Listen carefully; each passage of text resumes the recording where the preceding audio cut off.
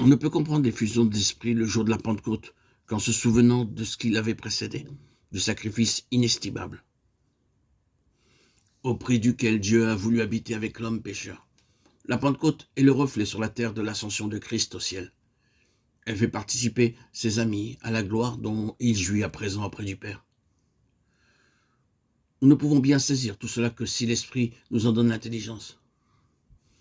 Dans sa simplicité, ce récit nous révèle les plus profonds mystères du royaume de Dieu et donne à l'Église un aperçu de son saint héritage en attendant le retour du Seigneur.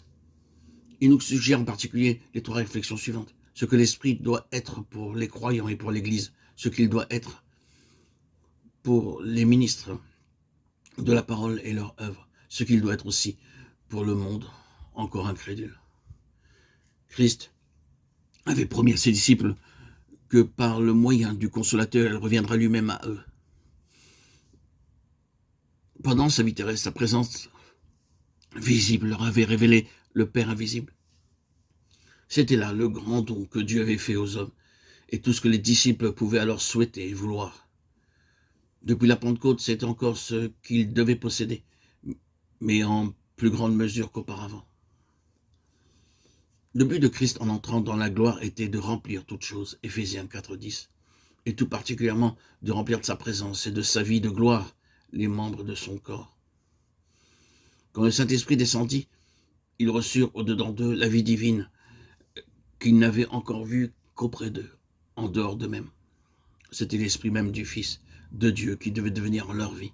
Cet Esprit qui l'avait fait vivre, aimer, obéir, mourir et ressusciter, et qui l'avait glorifié par sa toute-puissance.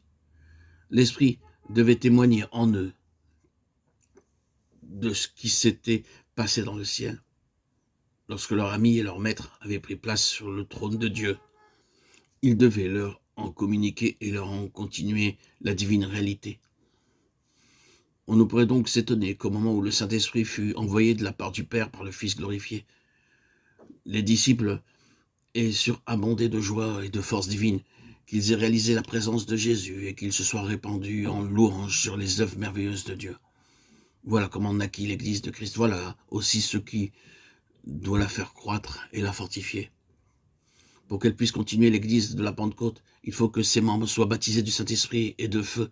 Il faut que chaque cœur éprouve la présence du Seigneur glorifié, que chaque langue, que chaque vie témoigne de l'œuvre merveilleuse que Dieu a faite en élevant Jésus à la gloire de son trône et en remplissant de cette gloire ses disciples aussi.